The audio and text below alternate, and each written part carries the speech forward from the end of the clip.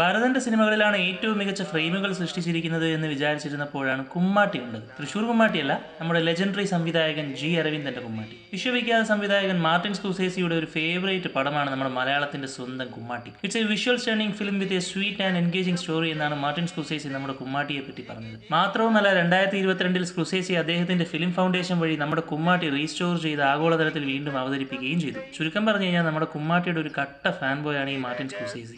ഇന്നും പുള്ളിയുടെ ഇൻസ്റ്റാഗ്രാമിൽ കുമ്മാട്ടിയുടെ പോസ്റ്റ് എടുക്കൊണ്ട് സംശയമുള്ളവർക്ക് ചെക്ക് ചെയ്ത് നോക്കാം.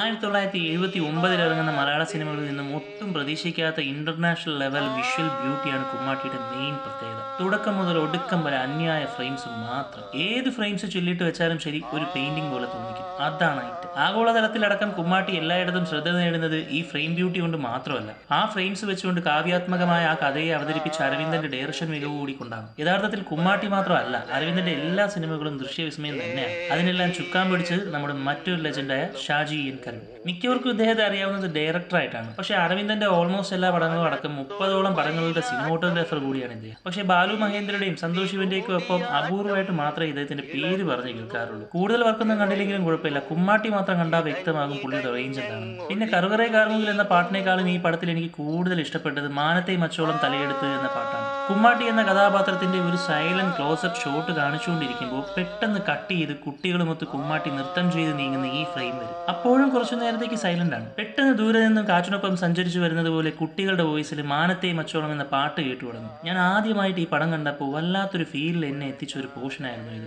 ഒരു സെന്റിമെന്റൽ രംഗം അല്ലെങ്കിലും ശരി, സിനിമകൾ കണ്ടുകൊണ്ടിരിക്കുമ്പോൾ മനോഹര സൃഷ്ടിയാണ് കണ്ടുകൊണ്ടിരിക്കുന്നതെന്ന് തോന്നിക്കഴിഞ്ഞു കഴിഞ്ഞാൽ എന്റെ കണ്ണ് നിറയും. അങ്ങനെ എന്റെ കണ്ണ് നിറഞ്ഞാണ് ഞാൻ ഈ ഗാനരംഗവും കണ്ടു തീർത്തത്. ഈ പറഞ്ഞത് തീർത്തും പേഴ്സണലാണ്, എല്ലാവർക്കും ഈ രംഗത്ത് ആ ഫീൽ കിട്ടണമെന്നൊന്നും ഇല്ല. പിന്നെ വിഷ്വൽ സ്റ്റോറി ടെല്ലിംഗ് ആയാലും ശരി, വിഷ്വൽ ബ്യൂട്ടി ആയാലും ശരി, ഭരതന്റെ ഫ്രെയിംസും അന്നത്തെ ഇന്റർനാഷണൽ ലെവൽ ഐറ്റംസ് തന്നെയാണ് എങ്കിലും അരവിന്ദൻ 1-2 പടി മുകളിലാണെന്നാണ് എനിക്ക് തോന്നിയിട്ടുള്ളത്. അതിനൊരു വലിയ ഉദാഹരണം കൂടിയാണ് കുമ്മാട്ടി. മാത്രവുമല്ല, അരവിന്ദന്റെ സിനിമകൾ ഒരു മെഡിറ്റേഷൻ പോലെയാണ് ഫീൽ ചെയ്യുന്നതെന്നും അരവിന്ദൻ ഒരു poetic and visionary film maker ആണ് എന്നുമാണ് മാർട്ടിൻ സ്കോർസേസി പറഞ്ഞിട്ടുള്ളത്. എന്തൊക്കെയായാലും ജി അരവിന്ദനും ഷാജി എൻ കരുണും കുമ്മാട്ടിയും ഇതൊക്കെ നമ്മൾ തീർച്ചയായും അറിഞ്ഞിരിക്കേണ്ട കലാകാരന്മാരും സൃഷ്ടികളും തന്നെയാണ്. എന്താണ് ഇതിൽ നിങ്ങളുടെ അഭിപ്രായം?